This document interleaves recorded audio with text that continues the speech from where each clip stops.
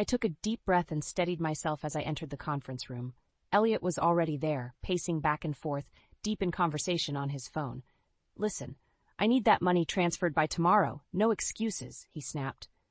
"My wife thinks it's for our latest development project. She has no idea." My heart sank.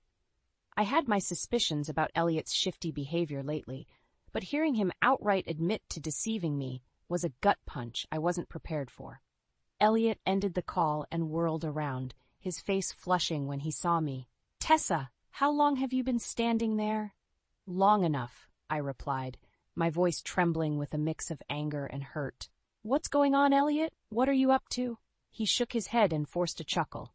"It's nothing, babe. Just some last-minute details for the Oakwood project. You know how it is." I narrowed my eyes. "Don't lie to me. I heard you loud and clear. You're secretly moving money around, and you're using me to fund something shady." Elliot's mask slipped and his expression hardened.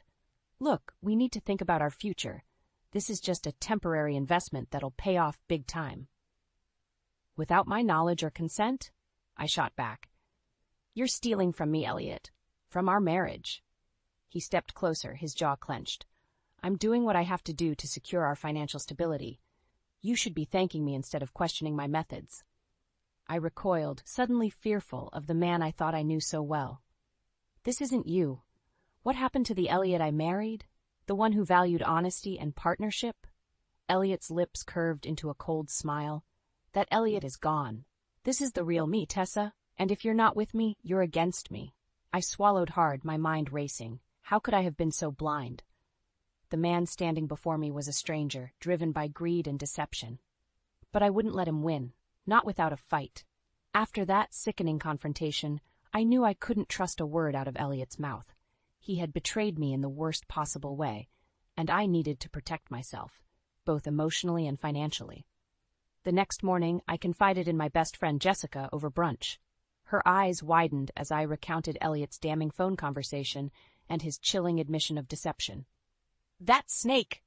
Jessica hissed, slamming her fist on the table. I knew there was something off about him, but I never imagined he'd stoop this low. I nodded, blinking back tears. "I feel like such a fool. All this time I thought we were building a life together, but he's been playing me from the start." Jessica reached across the table and squeezed my hand. "Don't beat yourself up, Tess. This is on him, not you. The important thing now is to protect yourself and your assets." Her words resonated with me. For too long, I had been blinded by love and trust, allowing Elliot to take advantage of my vulnerability. But no more. Over the next few days, I started digging into our financial records, cross-checking statements, and tracking where our money was going. The deeper I looked, the more inconsistencies I found. Mysterious withdrawals, offshore accounts, and bogus investment schemes that didn't add up. It became clear that Elliot's betrayal went far beyond emotional manipulation. He had been systematically siphoning funds from our joint accounts, using my hard-earned wealth to fuel his own selfish endeavors. The gravity of his deceit hit me like a ton of bricks. This wasn't just about money. It was about control, power, and utter disregard for the vows we had taken. As the evidence mounted, a cold fury settled in my bones. Elliot had underestimated me, thinking I would remain a meek, oblivious wife forever. But I was done being a victim. It was time to fight back. With Jessica's unwavering support, I started gathering documentation and building a case against Elliot. I knew confronting him directly would only lead to more lies and manipulation, so I needed to be strategic, methodical, and utterly ruthless. No more Mrs. Nice Guy. Elliot had awakened a fire within me, and I was going to make him pay for every ounce of pain and betrayal he had inflicted. With a thick folder of evidence in hand, I steeled myself for the inevitable confrontation with Elliot. It was time to rip off the Band-Aid and expose his lies once and for all. I found him lounging in the living room, casually flipping through his tablet. The sight of his relaxed demeanor made my blood boil. "We need to talk," I said, my voice firm and unwavering. Elliot glanced up, eyebrows raised. "What's up, babe?" I tossed the folder onto the coffee table, and it landed with a thud. "Don't babe me, you lying snake. I know everything." His eyes narrowed as he took in the stack of documents. "What's all this?" "Proof of your deceit," I spat. "Bank statements, wire transfers, offshore accounts, All the dirty little secrets you've been keeping from me. For a moment, Elliot's mask slipped, and I saw a flicker of panic cross his features. But he quickly recovered, leaning back with a sardonic grin. You've been busy, I see, but you're overreacting as usual. This is all just part of a bigger plan, Tessa, a plan to secure our future. I shook my head, disgusted by his smooth lies. Cut the crap, Elliot. I know you've been siphoning funds from our accounts, running scams behind my back. And for what, your own selfish gain? He scoffed, spreading his arms wide. Is that what you think? That I'd betray the woman I love for a quick buck? You wound me, Tessa. Spare me the act, I snarled. I have the evidence right here. You can't talk your way out of this one. Elliot's eyes hardened, and he rose to his feet, towering over me. Listen carefully, Tessa. Everything I've done has been for us, for our family. If you can't see that, then maybe we're not on the same page after all. I stared back defiantly, refusing to be intimidated. We're not on any page, Elliot, not anymore. I want a divorce. The words hung in the air like a weighted silence. Elliot's face contorted with rage, and for a terrifying moment, I thought he might lash out physically. But then, just as quickly, his expression smoothed into a chilling calm. A divorce, huh? Well, if that's what you want, sweetheart, you're in for a rude awakening. He stepped closer, his breath hot on my face. I'll take you for everything you've got. The house, the cars, the business. It'll all be mine. And when I'm done, you'll be left with nothing but the clothes on your back. I held my ground, meeting his icy glare with unwavering resolve. We'll see about that. As he stormed out of the room, I allowed myself a small, grim smile. The battle lines had been drawn, and there was no turning back now. But I was ready to fight for my life, my dignity, and everything Elliot had tried to steal from me. This was war, and I had no intention of losing. After that explosive confrontation with Elliot, I knew I had to move quickly to protect myself and my assets. The gloves were off, and he had made it abundantly clear that he was willing to fight dirty, to take everything from me. I spent the next few days gathering every shred of evidence I could find. Bank statements, property records, tax filings, anything that could be used to untangle our finances and prove Elliot's fraudulent activities. With each document I uncovered, the web of deceit grew more intricate and sickening. It became clear that Elliot had been plotting his betrayal for years, meticulously setting up shell companies and offshore accounts to hide his ill-gotten gains. And all the while, he had been using me as a pawn in his twisted game, siphoning funds from our legitimate business ventures to fuel his own greed. The level of deception was staggering, and it made me question everything I thought I knew about the man I had once loved. How could someone be so calculating, so utterly devoid of conscience? As I pored over the records, a new discovery made my blood run cold. A secret bank account in Elliot's name, with deposits and withdrawals that didn't match any of our known investments or expenses. It was the smoking gun, the undeniable proof that he had been squirreling away millions behind my back. Anger and betrayal burned within me, but I refused to let those emotions cloud my judgment. I needed to stay focused, to gather as much evidence as possible before Elliot caught wind of what I was doing and tried to cover his tracks. With the help of a forensic accountant recommended by Jessica, I began piecing together a comprehensive financial trail, documenting every transaction, every red flag, and every instance of fraud. It was painstaking work, but with each new revelation, my resolve only grew stronger. Midway through the process, I received a chilling reminder of just how high the stakes had become. A private investigator I had hired to dig into Elliot's background uncovered a disturbing piece of information. Elliot had already consulted with a high-powered divorce attorney and was actively preparing to file for dissolution of our marriage. The news hit me like a punch to the gut. Not only had Elliot betrayed me financially and emotionally, but he had also been planning to leave me high and dry, stripped of everything I had worked so hard for. In that moment, I knew there could be no turning back, no compromise or reconciliation. Elliot had declared war, and I had no choice but to meet him on the battlefield, armed with the truth and an unwavering determination to see justice served. From that point on, every waking moment was consumed by the pursuit of evidence and the preparation for the legal battle ahead. I would not be caught off guard, and I would not allow Elliot to steal one more ounce of my dignity or my hard-earned success. This was personal, and I was playing for keeps. As the days ticked by, my investigation into Elliot's misdeeds only deepened. With each new layer I peeled back, the scope of his betrayal became more staggering and more personal.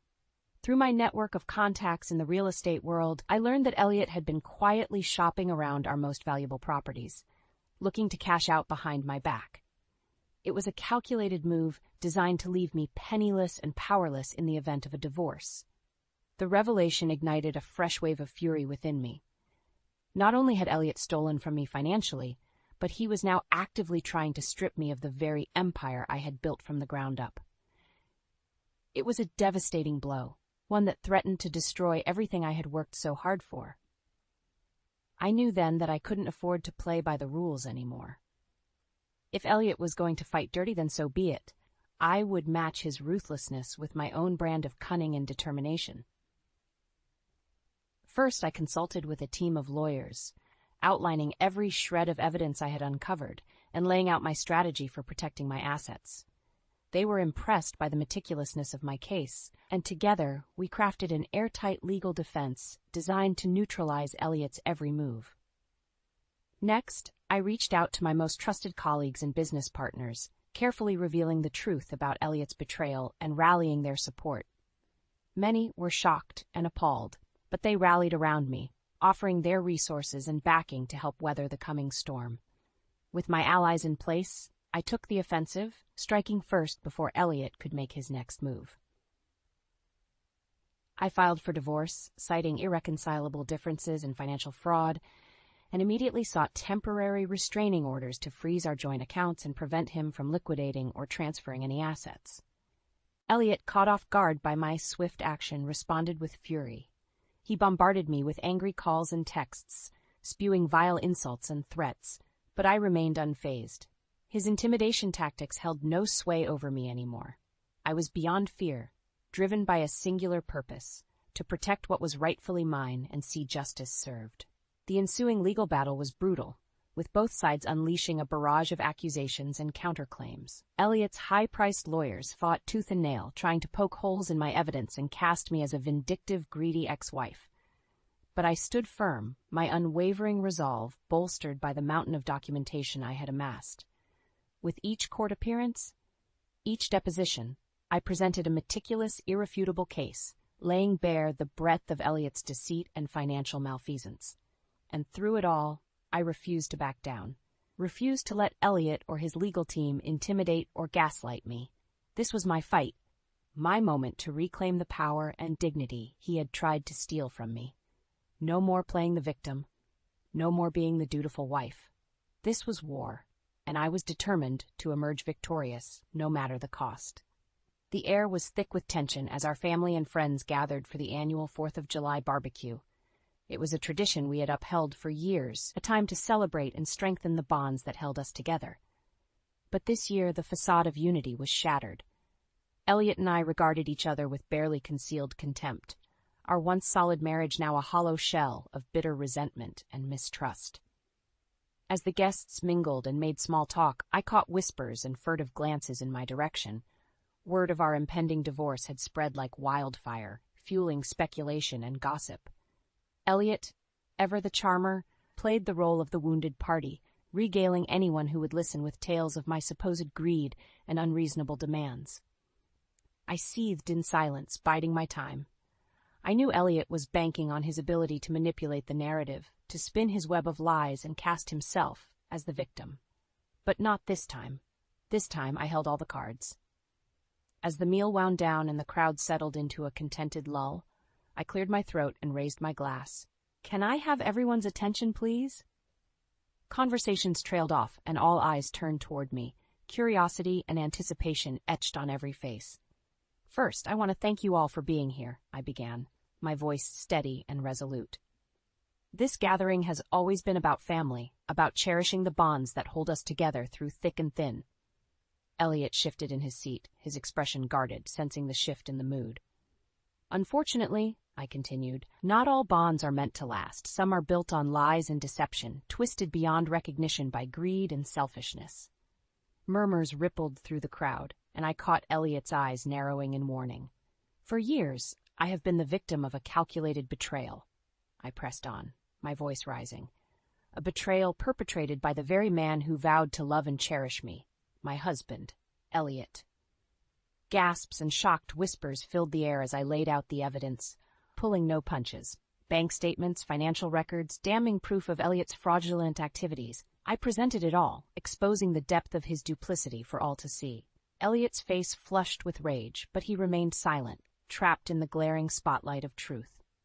"This man," I declared, gesturing toward Elliot, "has stolen from me, lied to me, and plotted to leave me destitute.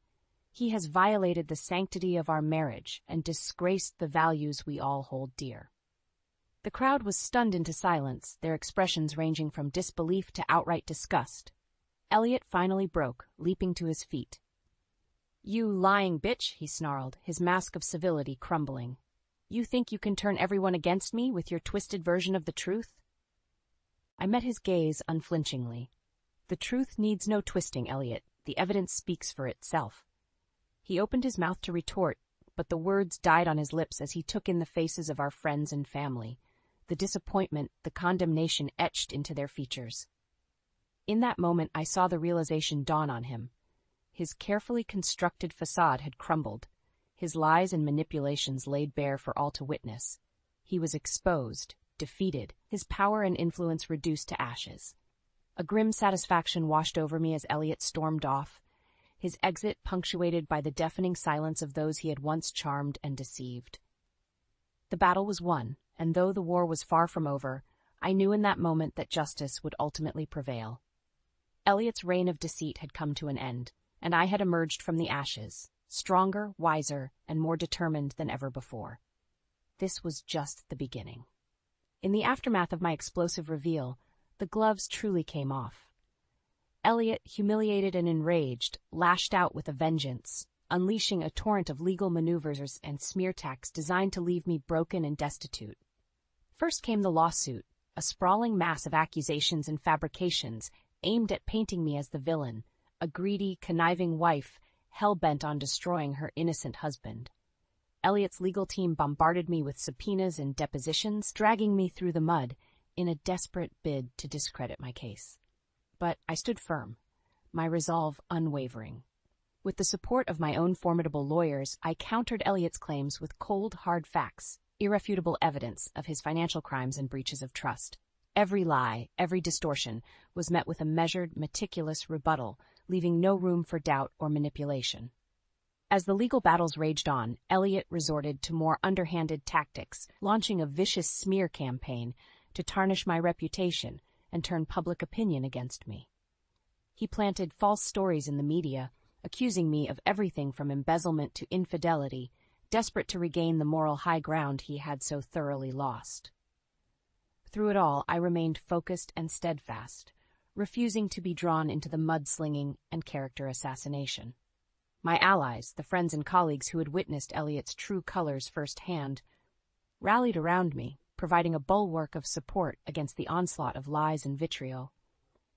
And still the fight raged on, each day bringing new challenges and fresh attempts at intimidation. Elliot's lawyers threatened, cajoled, and postured, but I met their every move with a steely resolve, never once wavering in my pursuit of justice. The emotional toll was immense, the stress and strain nearly unbearable at times. There were moments when I wanted nothing more than to give in, to surrender, and walk away from the chaos that had consumed my life. But then I would remember the depths of Elliot's betrayal, the years of lies and manipulation, and a new wave of determination would wash over me.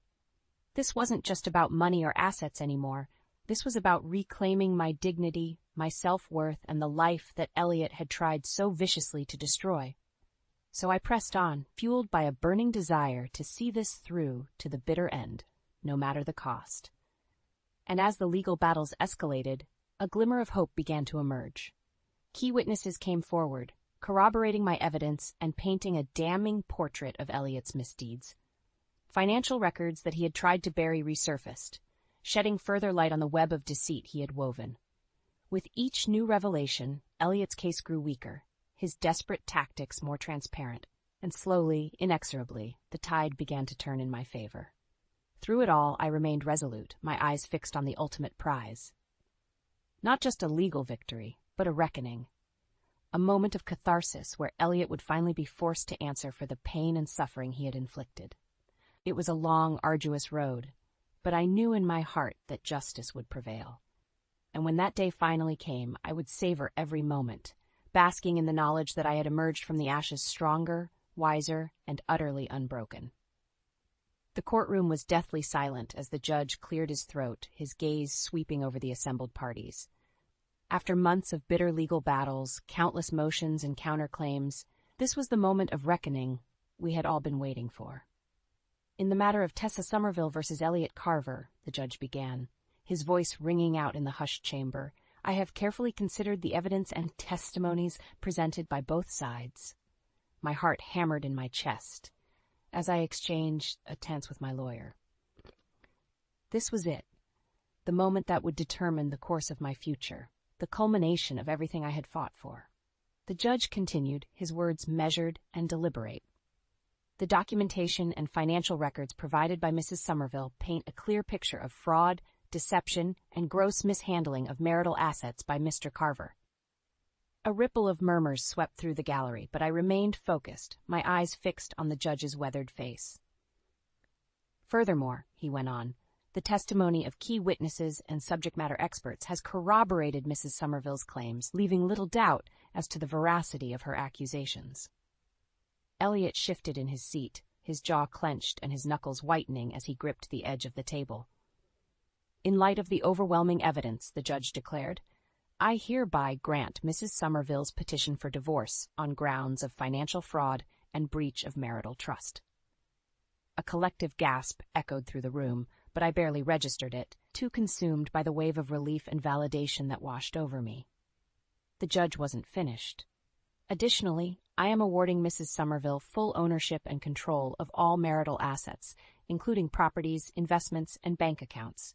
Mr. Carver's claims and countersuits are dismissed in their entirety. My eyes widened in disbelief, the gravity of the ruling sinking in. Not only had I secured my freedom from Elliot's web of deceit, but I had emerged victorious, my financial future and hard-earned success intact. Elliot, on the other hand, was visibly shaken, his face contorted in a mask of rage and disbelief. This is an outrage, he sputtered, rising to his feet. You can't do this. But the judge silenced him with a stern glare. I can, and I have, Mr. Carver. Your actions have been found to be reprehensible and in direct violation of the law. Consider yourself fortunate that criminal charges are not being pursued at this time. As Elliot slumped back into his seat, deflated and defeated, a profound sense of vindication washed over me. After months of turmoil and emotional anguish, justice had finally been served. In the aftermath of the ruling, I found myself overwhelmed by a swirl of emotions, relief, elation, and a newfound sense of empowerment. I had stared down the man who had tried to break me, and I had emerged victorious, my spirit and self-worth intact. As I stepped out into the bright sunlight, surrounded by the well wishes of my friends and supporters, I allowed myself a moment of quiet reflection. The road ahead was uncertain, but one thing was crystal clear. I was a survivor, a warrior who had faced down adversity and emerged stronger for it. Elliot's betrayal had nearly destroyed me, but in the end it had forged me into a woman of steel, a force to be reckoned with.